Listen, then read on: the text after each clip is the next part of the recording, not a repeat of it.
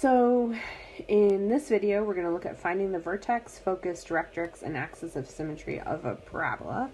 And so the first thing that you want to do is you really want to have the handout that I put up in the section of handouts on our Canvas page so that you can have all the formulas. So for example, we're going to find the vertex, focus, directrix, and axis of symmetry of A. Y plus 3 squared equals 5 times x minus 4. Okay, so if we go to that sheet that I put up there, on that sheet I have a formula, and I show you two different equations under parabola, and you kind of have to figure out which one we have. So in our case, our y's are squared, so we're trying to match up with the formula y minus k squared equals 4p times x minus h. And then I tell you that the vertex is equal to h comma k. I should probably not put an equal to sign. I should put the colon like I did. The focus is h plus p comma k. The directrix is x equals h minus p. And the axis of symmetry is y equals k. Okay, so we don't really have to understand anything about what any of these pieces are to be able to find them, obviously, but just so that you kind of have a understanding of what is going on. So when you have a parabola, and so in this case we happen to have a sideways parabola. So let's say our sideways parabola ended up looking something like this. So here's the vertex, and then through the vertex is the axis of symmetry. So, you know, my drawing's not perfect, but it should be symmetric about that axis. The focus is a point that is in here, and what happens with the focus is basically, this is, if you think about these being a lens, this is where all of the rays that would come in would bounce through that focus point. So this is kind of like how a flashlight works. So inside your flashlight is a parabola-shaped piece of metal, then that's directing all of the light back out. That's why you get a beam out of your flashlight. The directrix is a line that happens back here behind the parabola, and whoops, that's probably a pretty bad place for it here. So the directrix is a line, and the idea is that the distance from here to the focus is the same as from here to the directrix. So my graph is not perfect here, but the directrix is that line that is the same distance where the vertex is sitting exactly smack dab between the directrix and the focus. So like I said, we don't have to understand all of that to be able to do these problems, but that is kind of why these are important. Okay, so if I go back to my original problem, we're looking at y minus k here, and I have y plus 3, so that means my k in my problem has to be a negative 3. We know that 4p has to be equal to 5, which tells us if we divide both sides by 4, that p has to be 5/4.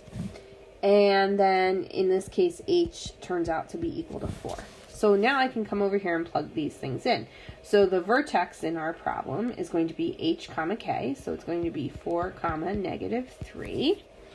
So I took care of one piece here. The focus is going to be h plus p, so 4 plus 5/4, comma, k, negative 3. So in this case, if you work that out, right, 4 is 16/4, so we have 21/4, comma, negative 3.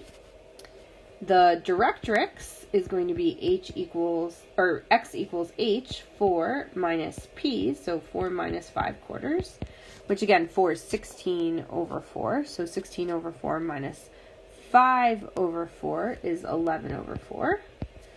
So in the directrix, when you enter your answer, you need to write x equals 11/4. So just be aware of that, because Alex might give you the x equals part, but if it didn't, you would need to write the x equals part. And then y equals k, so y equals negative 3. And so that's all you have to do for this problem, is just kind of plug into those pieces. So we'll do another one here with the x's. So b, we're doing the same thing. So I've got x plus 1 squared equals negative y plus 4.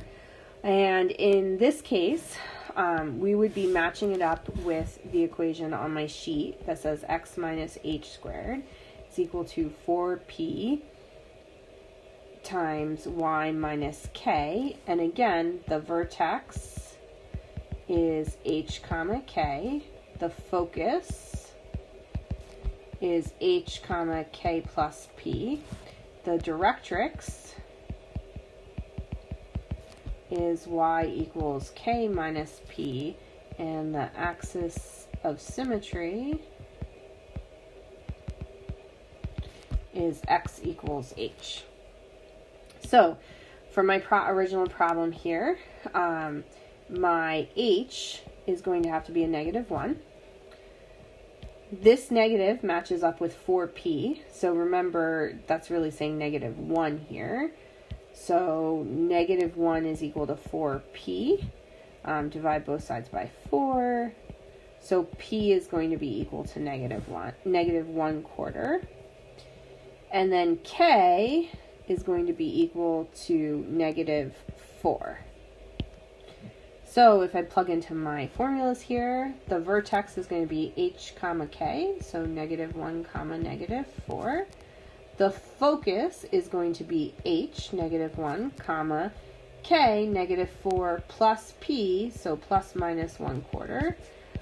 So negative 4 is negative 16/4, so I have negative 16/4 minus 1/4, so we have negative 1 and negative 17/4. The directrix is going to be y equals k minus p, so negative 4 minus 1/4. So this time that's going to be, so I have negative 16/4 plus 1/4, so it's going to be negative 15/4. And then finally the axis of symmetry is going to be is just going to be h, so it's going to be x equals negative 1. So I have laid stuff out really nicely on that sheet for you. So I definitely highly suggest that you go to the sheet and look at those formulas, because it will help you out a ton on these problems.